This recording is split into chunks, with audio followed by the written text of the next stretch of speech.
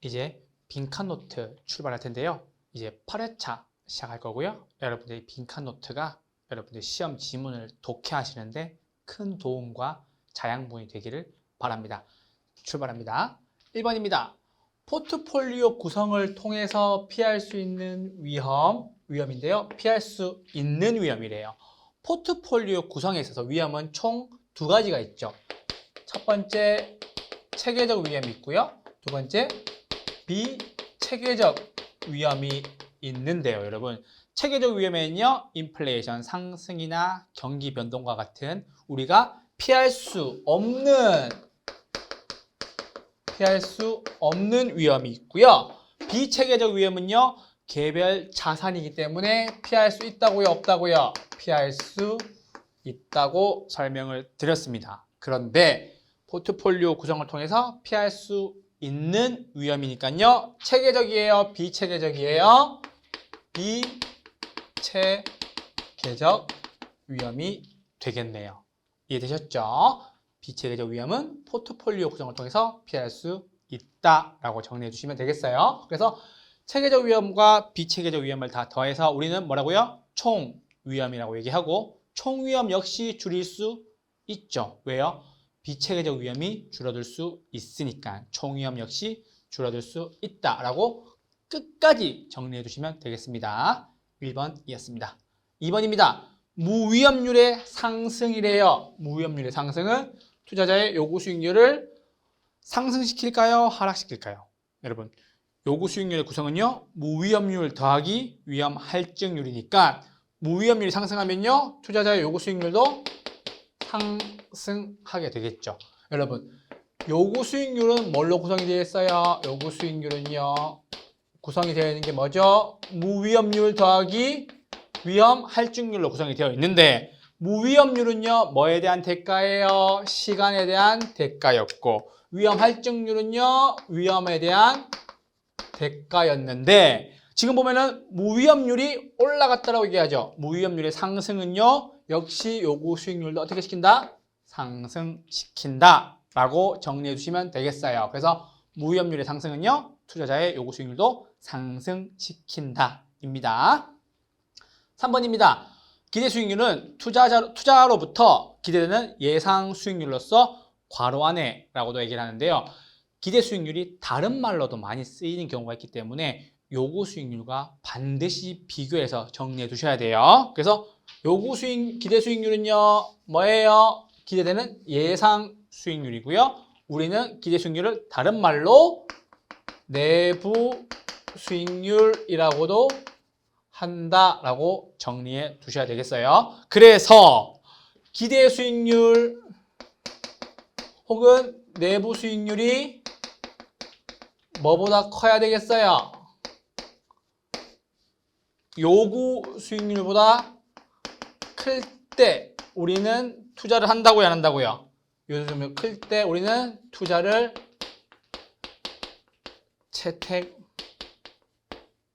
채택한다고요. 그래서 기대 수익률과 내부 수익률이 동의어라는 거 정리해 두시고 요구 수익률은 뭐예요? 최소한의 수익률로서 뭐라고도 얘기하죠? 기회비용이에요 라고도 정리한다고 말씀을 드렸습니다. 3번이었습니다. 4번, 인플레이션, 경기변동, 이자율 등의 체계적 위험 나왔죠? 체계적 위험 나왔어요. 피할 수 있다고 없다고? 피할 수 있다고 없다고? 피할 수 없다고 분산 투자를 해도 제거가 가능하다고 불가능하다고요? 제거가 불가능하다고 꼭 기억해 주셔야 돼요. 제가 아까 체계적, 비체계적 하면서 비체계적은 피할 수 있다라고 말씀을 드렸어요. 그거 기억하시면 되고요. 체계적 위험은요, 분산 투자를 통해서 피할 수 없고 제거할 수 없다라고 정리해 두세요. 4번이었습니다. 5번입니다. 위험 조정 할인율을 적용하는 방법 나왔죠? 위험 조정 할인율로 뭘 쓰는 거죠? 요구 수익률을 쓰는데 장래 기대되는 소득을 현재 가치로 환원하는 경우 여기서 한번 잘라야 되죠. 자르고 우리는 보편 타당한 거를 봐야 되죠. 위험한 투자일수록 할인율을 어떻게 적용해요? 위험한 투자잖아요. 그래서 할인율도 어떻게? 높은 할인율을 적용한다는 거죠. 제가 계속 말씀드리는 게 그거죠. 투자의 첫 번째 원칙은요. 하이 리스크에 따른 하이 리턴이라는 거. 그쵸? 하이 리스크에 따른 하이 리턴이라는 거. 이게 투자의 첫 번째 원칙이었어요. 위험이 크면 수익도 크고 위험이 크니까 할인율도 높게 적용한다는 거죠. 할인율이 뭔데요? 요구 수익률이라는 거. 정리해 두셔야 됩니다. 시험에 실제로 나왔던 지문이고 답이 됐던 지문이에요. 5번이었습니다.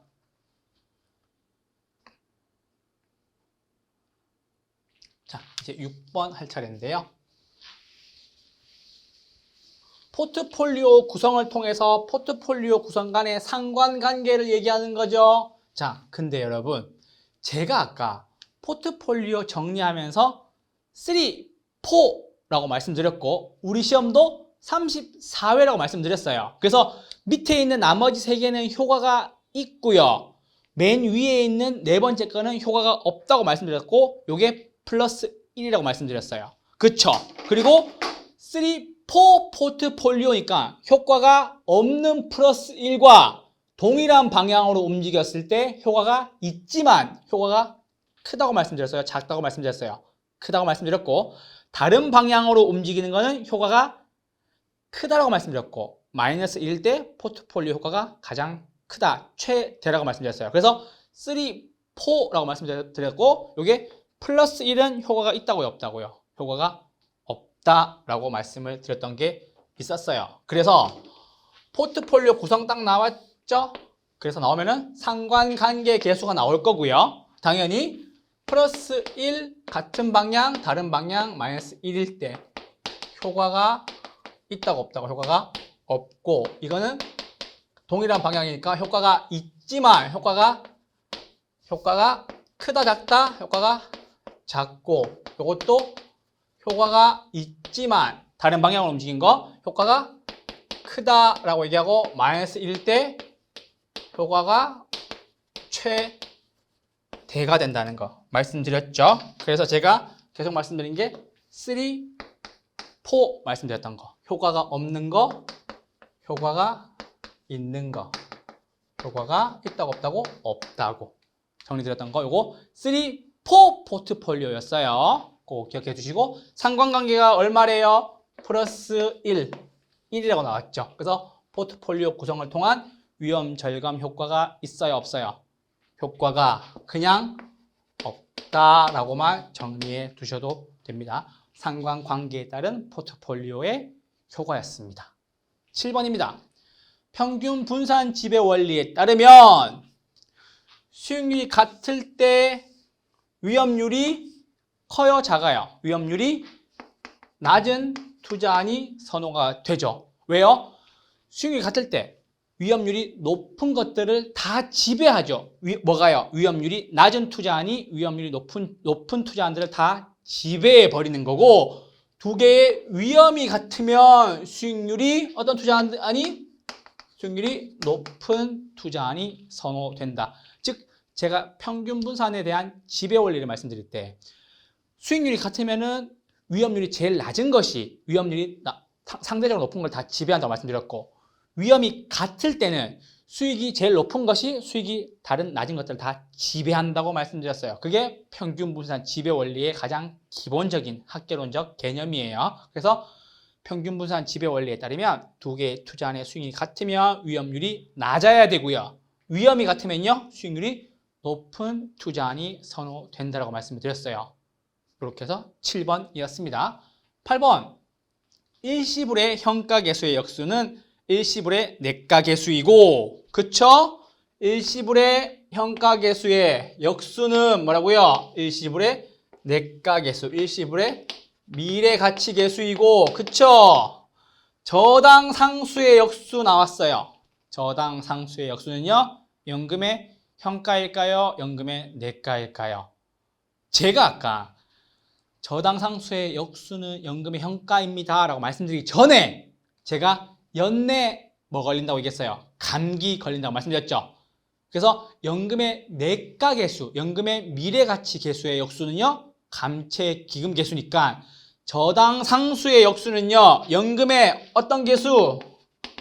현가 계수가 되겠네요. 그래서 요 페이지 잠깐 보시면요.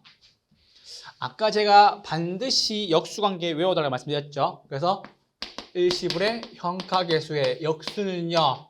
일시불의 내가계수, 일시불의 미래가치계수가 되겠고요. 그리고 연금의 현가계수의 역수는요. 뭐가 되겠어요? 저당 상수가 될 거고, 그리고 마지막으로 연금의 내가계수의 역수는요. 뭐가 돼요? 감채 기금 계수가 될 거라는 거 말씀을 드리면서 제가 연내에 감기 된다, 감기 걸린다 이거 꼭 외워달라고 말씀드렸어요. 제가 말 많이 하는 직업이니까 목 관리 열심히 하지만 그래도 연내에 감기 한 번쯤 걸린다, 연내 감기 연금의 내가 계수의 역수는요 감채 기금 계수라는 거 요거 하나 꼭 기억하시고 일시불의 현가와 일시불의 내가가 역수라는 거 기억하시고 나머지 하나는 자동으로 기억하셔야 되겠죠. 그래서 그게 8번 문제의 답이었습니다. 저당 상수의 역수는요 연금의 현가 계수이다 라고 나왔어요. 자, 이제 9번 나왔습니다. 감채 기금 계수의 역수 나왔어요. 감채 기금 계수의 역수는요 연금의 뭐요? 연금의 내가 계수이다 라고 나오죠. 혹은 연금의 미래가치 계수이다 라고도 정리해 주셔도 돼요. 시험 지문에 역수관계를 계속 물어보는 경우가 있기 때문에 꼭 반드시 여기 세 가지의 역수 잘 기억해 두셔야 됩니다. 나중에 가면 7가지로 늘어날 텐데 지금의 세 가지를 잘 기억해 두셔야 뒤에 네 가지를 추가하셨을 때 안 헷갈릴 수가 있어요. 그래서 화폐 시간가치에서 나오는 역수관계 세 가지의 모양도 잘 기억해 두세요. 자, 마지막 10번입니다. 매월 말 50만 원씩 5년간 들어올 것으로 예상되는 임대료 수입의 현재 가치를 계산하려면 우리는 어떤 화폐 가치를 써야 될까요? 자, 보세요, 여러분. 매월이라는 말이 나왔어요. 매월, 매년이라는 말이 나오면요. 우리는 일단 처음에 뭐 쓰자고 말씀드렸죠? 연금이라는 말 쓰자고 말씀드렸죠. 그런데 매월 말 50만 원씩 들어올 것으로 예상되는 임대료 수입을 언제로 가져온대요? 현재로 가져온대요. 그러면 우리는 연금의 어떤 계수? 연금의 현재 가치 계수를 통해서 구할 수가 있다는 거죠. 그렇게 정리해 주시면 되세요. 그래서 매월, 매년이라는 말이 나오면요.